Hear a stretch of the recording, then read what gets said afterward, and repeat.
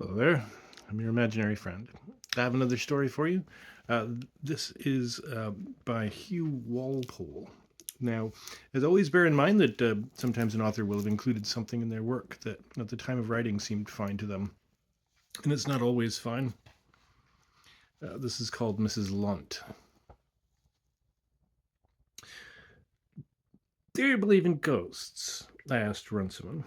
I had to ask him this very platitudinous question, more because he was so difficult a man to spend an hour with than for any other reason. You know his books, perhaps, or more probably you don't know them. The Running Man, The Elm Tree, and Crystalline Candlelight. He's one of those little men who are constant enough in this age of immense overproduction of books, men who publish every autumn their novel, who are roused by that publication in certain critics' eager appreciation and praise, who have a small and faithful public, whose circulation is very small indeed, who, when you meet them, have little to say, who are often shy and nervous, pessimistic and remote from daily life.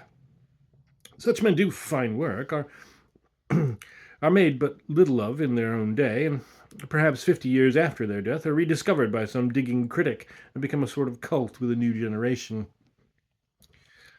I asked Runciman that question because, for some unknown reason, I had invited him to dinner at my flat, and was now faced with a long evening filled with that most tiresome of all conversations, talk that dies every 2 minutes and has to be revived with terrific exertions. Being myself a critic, and having on many occasions praised Runciman's work, he was the more nervous and shy with me. Had I abused it, he would perhaps have had plenty to say. He was that kind of man. But my question was a lucky one. It roused him instantly. His long, bony body became full of a new energy. His eyes stared into a rich and exciting reminiscence. He spoke without pause, and I took care not to interrupt him. He certainly told me one of the most astounding stories I have ever heard. Whether it was true or not, I cannot, of course, say. These ghost stories are nearly always at second or third hand. I had, at any rate, the good fortune to secure mine from the source. Moreover, Runciman was not a liar. He was too serious for that. He himself admitted that he was not sure at this distance of time as to whether the thing had gained as the years passed. However, here it is, as he told it. It was some 15 years ago, he said. I went down to Cornwall to stay with Robert Lunt. Do you remember his name? No, I suppose you do not. He wrote several novels. Some of those half and half things that are not quite novels, not quite poems. Rather mystical and picturesque, and the very devil to do well. Delamere's Return is a good example of the kind of thing. I had reviewed somewhere his last book, and reviewed it favorably, and received from him a really touching letter showing that the man was thirsting for praise, and also, I fancied, for company. He lived in Cornwall, somewhere on the seacoast, and his wife had died a year ago. He said he was quite alone there, and would I come and spend Christmas with him? He hoped I would not think this impertinent. He expected that I would be engaged already, but he could not resist the chance. Well, I wasn't engaged. Far from it. If Lunt was lonely, so was I. If Lunt was a failure, so was I. I was touched, as I have said, by his letter, and I accepted his invitation. I went down in the train to Penzance. I wondered what kind of man he would be. I had never seen any photographs of him. He was not the sort of author whose picture the newspapers publish.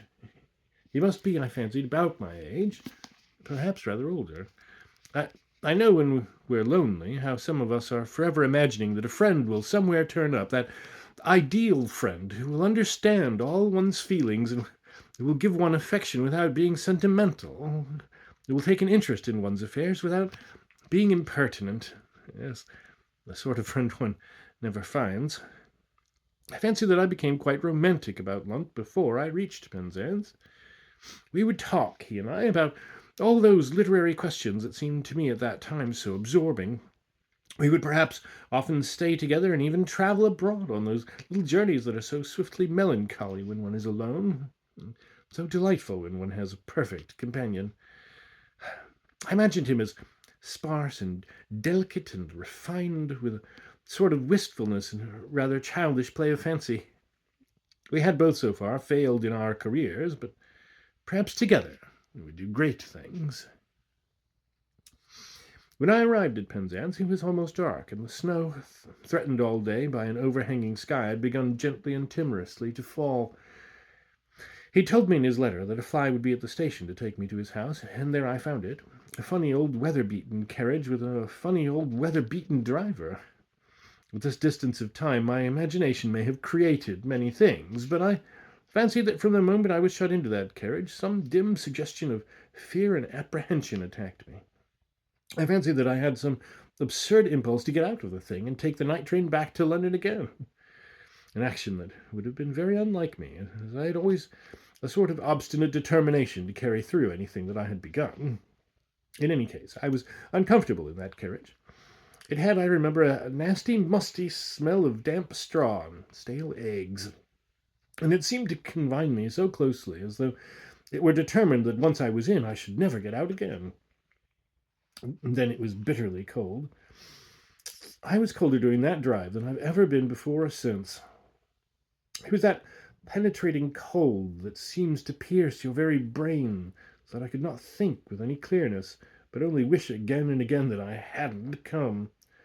Of course, I could see nothing. I only felt the jolt over the uneven road. And once and again we seemed to fight our way through dark paths, because I could feel the overhanging branches of the trees knock against the cab with mysterious taps, as though they were trying to give me some urgent message. Well, I mustn't make more of it than the facts allow, and I mustn't see into it all the significance of the events that followed. I only know that as the drive proceeded, I became more and more miserable with the cold of my body, the misgivings of my imagination, the general loneliness of my case. At last we stopped. The old scarecrow got slowly off his box with many heavings and sighings, came to the cab door, and with great difficulty and irritating slowness opened it. I got out of it and found that the snow was now falling very heavily indeed, and that the path was lighted with its soft, mysterious glow. Before me was a humped and ungainly shadow, the house that was to receive me. I could make nothing of it in that darkness, but only stood there shivering while the old man pulled at the doorbell, with a sort of frantic energy, as though he were anxious to be rid of the whole job as quickly as possible and return to his own place. At last, after what seemed an endless time, the door opened, and an old man, who might have been own brother to the driver, poked out his head. The two old men talked together, and at last my bag was shouldered, and I was permitted to come in out of the piercing cold. Now this, I know, is not imagination. I have never at any period of my life hated at first sight so vigorously any dwelling place into which I have ever entered as I did that house. There was nothing especially disagreeable about my first vision of the hall. It was a large, dark place, lit by two dim lamps, cold and cheerless, but I got no particular impression of it, because at once I was conducted out of it, led along a passage, and then introduced into a room which was, I saw, as warm and comfortable as the hall had been dark and dismal. I was, in fact, so eagerly pleased at the large and leaping fire that I moved towards it at once, not noting at the first moment the presence of my host. And when I did see him, I could not believe that it was he. I've told you the kind of man that I had expected, but instead of the sparse, sensitive artist, I found facing me a large, burly man, over 6 foot. I should fancy as broad-shouldered as he was tall, giving evidence of great muscular strength, the lower part of his face hidden by a black pointed beard. But if I was astonished at the sight of him, I was doubly amazed when he spoke. His voice was thin and piping, like that of some old woman, and the little nervous gestures that he made with his hands were even more feminine than his voice. But I had to allow, perhaps, for excitement, for excited he was. He came up to me, took my hand in both of his, and held it as though he would never let it go. In the evening he apologized for this. "I was so glad to see you," he said. "I couldn't believe that you would come. You are the first visitor of my own kind that I have had here for ever so long. I was ashamed indeed of asking you, but I had to snatch at the chance. It means so much to me." His eagerness, in fact, had something disturbing about it. Something pathetic, too. He simply couldn't do too much for me. He led me through funny, crumbling old passages, the boards creaking under us at every step, up some dark stairs, the walls hung, so far as I could see in the dim light, with faded yellow photographs of places, and showed me into my room with a deprecating, agitated gesture, as though he expected me at the first sight of it to turn and run. I didn't like it any more than I liked the rest of the house, but that was not my host's fault. He had done everything he possibly could for me. There was a large fire flaming in the open fireplace. There was a hot bottle, as he explained to me, in the big four-poster bed, and the old man who had opened the door to me was already taking my clothes out of my bag and putting them away. Lunt's nervousness was almost sentimental. He put both his hands on my shoulders and said, looking at me pleadingly, "If you only knew what it is for me to have you here, the talks we'll have. Oh, well, I must leave you. You'll come down and join me, won't you, as soon as you can?" It was then, when I was left alone in my room, that I had my second impulse to flee. 4 candles in tall old silver candlesticks were burning brightly, and these, with the blazing fire, gave plenty of light, and yet the room was in some way dim, as though a faint smoke pervaded it, and I remember that I went to one of the old lattice windows and threw it open for a moment, as though I felt stifled. 2 things quickly made me close it. One was the intense cold, which, with a fluttering scamper of snow, blew into the room. The other was the quite deafening roar of the sea, which seemed to fling itself at my very face as though it wanted to knock me down. I quickly shut the window, turned round, and saw an old woman standing just inside the door. Now, every story of this kind depends for its interest on its verisimilitude. Of course, to make my tale convincing, I should be able to prove to you that I saw that old woman, but I can't. I can only urge upon you my rather dreary reputation of probity. You know that I'm a teetotaler, and always have been, and most important evidence of all, I was not expecting to see an old woman, and yet I hadn't the least doubt in the world but that it was an old woman I saw. You may talk about shadows, clothes hanging on the back of the door, and the rest of it. I don't know. I have no theories about this story. I'm not a spiritualist. I don't know that I believe in anything especially, except the beauty of beautiful things. We'll put it, if you like, that I fancied that I saw an old woman, and my fancy was so strong that I can give you to this day a pretty detailed account of her appearance. She wore a black silk dress, and on her breast was a large, ugly gold brooch. She had black hair brushed back from her forehead and parted down the middle. She wore a collar of some white stuff round her throat. Her face was one of the wickedest, most malignant and furtive that I have ever seen, very white in colour. She was shriveled enough now, but might once have been rather beautiful. She stood there quietly, her hands at her side. I thought that she was some kind of housekeeper. "I have everything I want, thank you," I said. "What a splendid fire." I turned for a moment towards it, and when I looked back, she was gone. I thought nothing of this, of course, but drew up an old chair covered with green faded tapestry, and thought that I would read a little from some book that I had brought down with me before I went to join my host. The fact was that I was not very intent upon joining him, before I must. I didn't like him.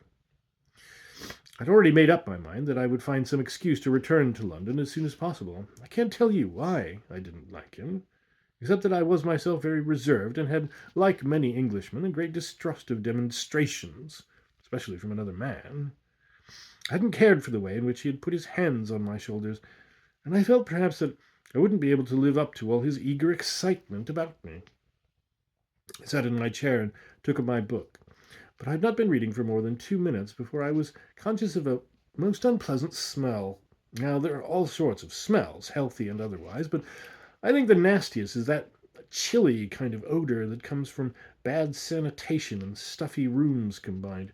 You meet it sometimes at little country inns and decrepit town lodgings. This smell was so definite that I could almost locate it. It came from near the door. I got up, approached the door, and at once it was as though I was drawing near to somebody who, if you'll forgive the impoliteness, was not accustomed to taking too many baths. I drew back just as I might, had an actual person been there. Then quite suddenly the smell was gone. The room was fresh, and I saw to my surprise that one of the windows had opened and that the snow was again blowing in. I closed it and went downstairs.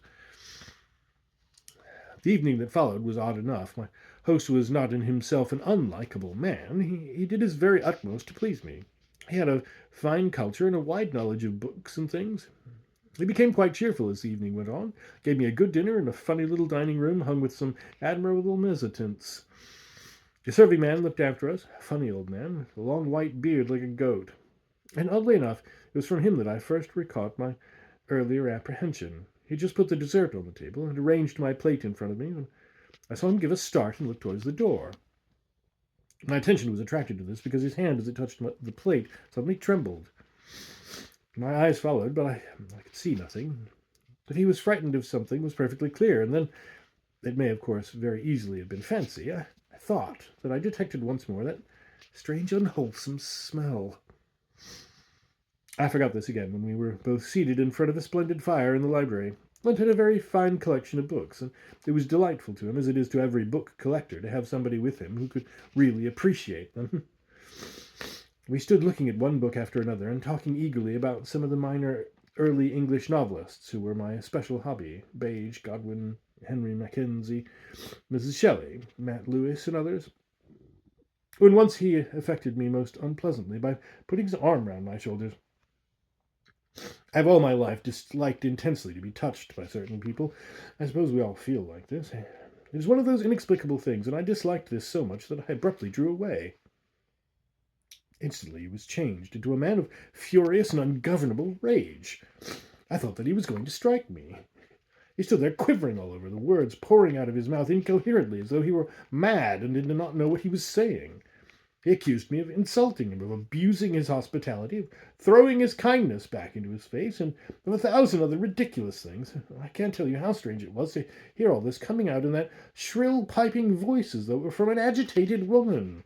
And yet to see with one's eyes that big, muscular frame, those immense shoulders, and that dark, bearded face. I said nothing. I am physically a coward. I dislike above anything else in the world any sort of quarrel. At last I brought out, "I'm very sorry, I didn't mean anything. Please forgive me." And then hurriedly turned to leave the room. At once he changed again. Now he was almost in tears. He implored me not to go, said it was his wretched temper, but that he was so miserable and unhappy, and had been for so long now, and had for so long now been alone and desolate, that he hardly knew what he was doing. He begged me to give him another chance, and if I would only listen to his story, I would perhaps be more patient with him. At once, so oddly as a man constituted, I changed in my feelings towards him. I was very sorry for him. I saw that he was a man on the edge of his nerves, and that he really did need some help and sympathy, and would be quite distracted if he could not get it. I put my hand on his shoulder to quieten him and to show him that I bore no malice, and I felt that his great body was quivering from head to foot. We sat down again, and in an odd, rambling manner he told me his story. It amounted to very little, and the gist of it was that, rather to have some sort of companionship than from any impulse of passion, he had married some 15 years before the daughter of a neighbouring clergyman. They'd had no very happy life together, and at the last he told me quite frankly he had hated her. She'd been mean, overbearing, and narrow-minded. It had been, he confessed, nothing but a relief to him when just a year ago she had suddenly died from heart failure. He had thought then that things would go better with him, but they had not. Nothing had gone right with him since. He hadn't been able to work. Many of his friends had ceased to come to see him. He'd found it even difficult to get servants to stay with him. He was desperately lonely, slept badly. That was why his temper was so terribly on edge. He had no one in the house with him save the old man, who was fortunately an excellent cook, and a boy, the old man's grandson. "Oh, I said, that excellent meal tonight was cooked by your housekeeper." "My housekeeper?" he answered. "There's no woman in the house." "Oh, but one came to my room," I replied, "this evening. An old ladylike looking person in a black silk dress." "You're mistaken," he answered in the oddest voice, as though he were exerting all the strength that he had possessed to keep himself quiet and controlled. "I'm sure that I saw her," I answered. There couldn't be any mistake, and I described her to him. "You were mistaken," he repeated again. "Don't you see that you must have been when I tell you that there is no woman in the house?" I reassured him quickly lest there should be another outbreak of rage.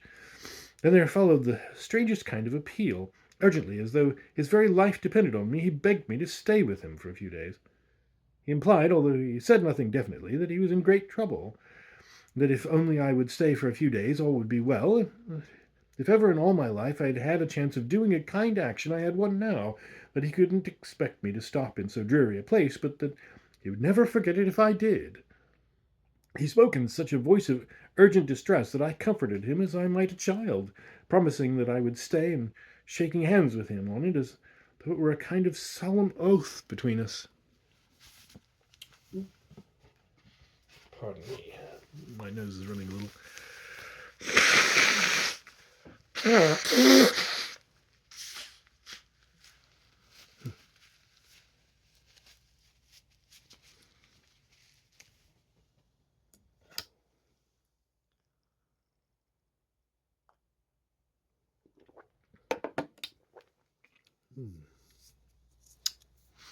Chapter 2.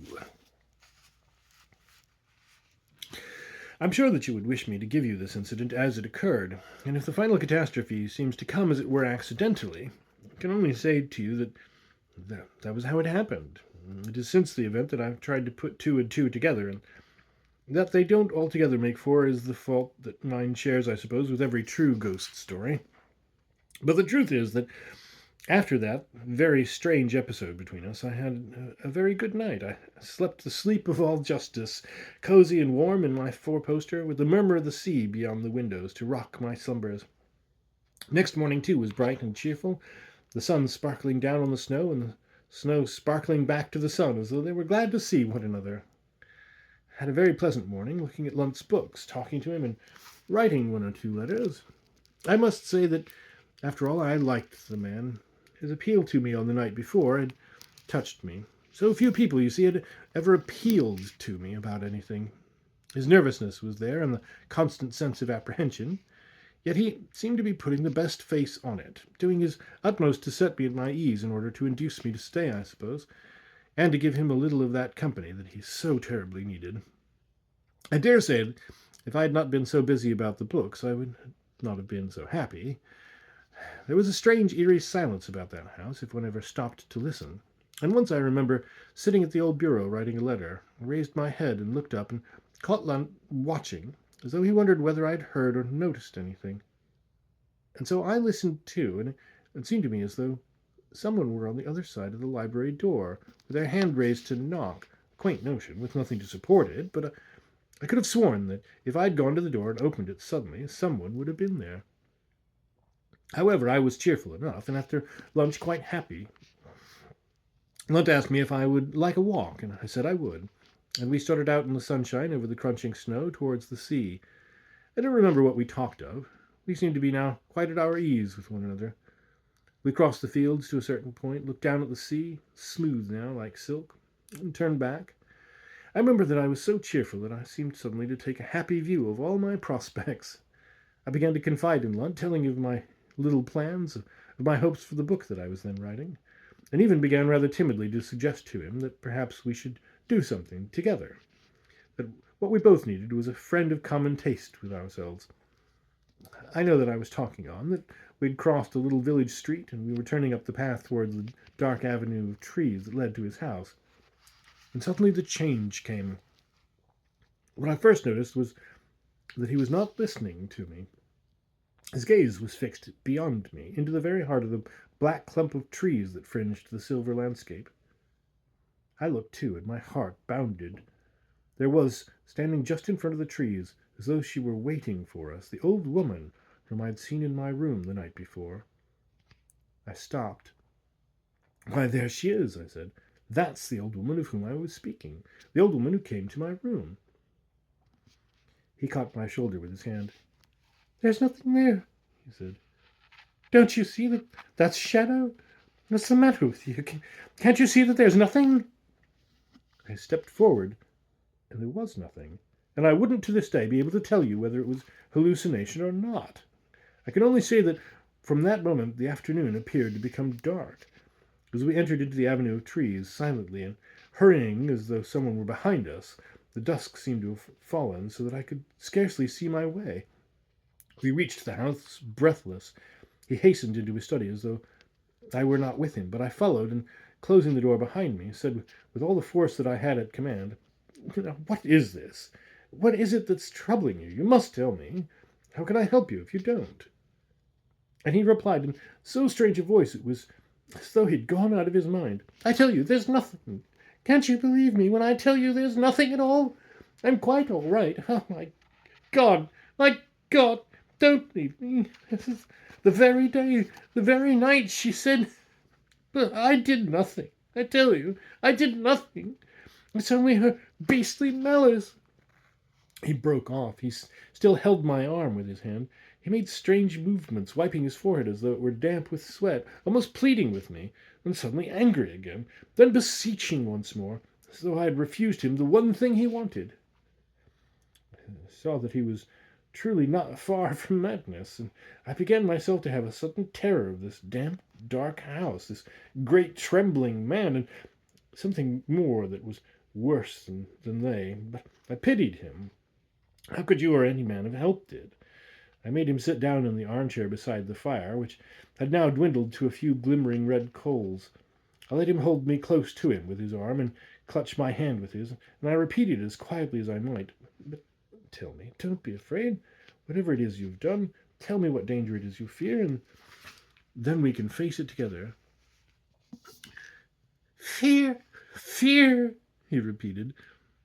And then, with a mighty effort, which I could not but admire, he summoned all his control. "I'm off my head," he said, "with loneliness and depression. My wife died a year ago on this very night. We hated one another. I couldn't be sorry when she died, and she knew it. When that last heart attack came on, between her gasps she told me that she would return, and I've always dreaded this night. That's partly why I asked you to come, to have someone here, anybody. And you've been very kind, more kind than I had any right to expect. You must think me insane going on like this, but see me through tonight and we'll have splendid times together. Don't desert me now. Now of all times." I promised that I would not. I soothed him as best I could. We sat there for I know not how long. Through the gathering dark, we neither of us moved. The fire died out, and the room was lit with a strange dim glow that came from the snowy landscape beyond the uncurtained windows. Ridiculous, perhaps, as I look back at it. We sat there, I in a chair close to his, hand in hand, like a couple of lovers, but in real truth two men terrified, fearful of what was coming, and unable to do anything to meet it. I think that was perhaps the queerest part of it, a sort of paralysis that crept over me. What would you or anyone else have done? Summoned the old man, gone down to the village inn, fetched the local doctor? I could do nothing but see the snowshine move like trembling water about the furniture, and hear through the urgent silence the faint hoot of an owl from the trees in the wood.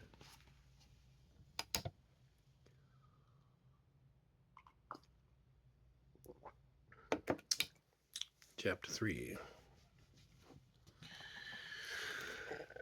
Oddly enough, I can remember nothing, try as I may, between that strange vigil and the moment when I myself waked out of a brief sleep, sat up in bed to see Lunt standing inside my room, holding a candle. He was wearing a nightshirt, and looked huge in the candlelight, his black beard falling intensely dark on the white stuff of his shirt. He came very quietly towards my bed, the candle throwing flickering shadows about the room. When he spoke, it was a voice low and subdued, almost a whisper. "Would you come?" he asked. "Only for half an hour. Just for half an hour," he repeated, staring at me as though he didn't know me. "I'm unhappy without somebody. Very unhappy." Then he looked over his shoulder, held the candle high above his head, and stared piercingly at every part of the room. I could see that something had happened to him, that he had taken another step into the country of fear, a step that had withdrawn him from me and from every other human being. He whispered, "When you come, tread softly. I don't want anyone to hear us." I did what I could. I got out of bed, put on my dressing gown and slippers, and tried to persuade him to stay with me. The fire was almost dead, but I told him that we would build it up again, and that we would sit there and wait for the morning. But no, he repeated again and again, "It's better in my own room. We're safer there." Safe from what? I asked him, without making him look at me. "Lunt, wake up. You're as though you were asleep. There's nothing to fear. We've nobody but ourselves. Stay here and let us talk and have done with this nonsense." But he wouldn't answer, only drew me forward down the dark passage and then turned into his room, beckoning me to follow. He got into bed and sat hunched up there, his hands holding his knees, staring at the door, and every once and again shivering with a little tremor. The only light in the room was that from the candle, now burning low, and the only sound was the purring whisper of the sea. It seemed to make little difference to him that I was there. He did not look at me, but only at the door, and when I spoke to him he did not answer me, nor seem to hear what I had said. I sat down beside the bed, and in order to break the silence, talked down about anything, about nothing, and was dropping off, I think, into a confused doze, when I heard his voice breaking across mine. Very clearly and distinctly he said, "If I killed her, she deserved it. She was never a good wife to me, not from the first. She shouldn't have irritated me as she did. She knew what my temper was. She had a worse one than mine, though. She can't touch me. I'm as strong as she is." And it was then, as clearly as I can now remember, that his voice suddenly sank into a sort of gentle whisper, as though he were almost glad that his fears had been confirmed. He whispered, "She's there." I cannot possibly describe to you how that whisper seemed to let fear loose like water through my body. I could see nothing. The candle was flaming high in the last moments of its life. I could see nothing, but Lunt suddenly screamed with a shrill cry like a tortured animal in agony. "Keep her off me! Keep her away from me! Keep her off! Keep her off!" He caught me, his hands digging into my shoulders, and with an awful effect of constricted muscles, as though rigor had caught and held him, his arms slowly fell away. He slipped back onto the bed as though someone were pushing him. His hands fell against the sheet. His whole body jerked with a convulsive effort, and then he rolled over. I saw nothing, only quite distinctly in my nostrils was that same fetid odor that I had known on the preceding evening. I rushed to the door, opened it, shouted down the long passage, again and again, and soon the old man came running. I sent him for the doctor, and could not return to the room, but stood there listening, hearing nothing save the whisper of the sea, the loud ticking of the hall clock. I flung open the window at the end of the passage. The sea rushed in with its precipitant roar. Some bells chimed the hour. Then at last, beating into myself more courage, I turned back towards the room. "Well?" I asked as Runciman paused. "He was dead, of course." "Dead," the doctor afterwards said, "of heart failure." "Well?" I asked again. "That's all." Runciman paused.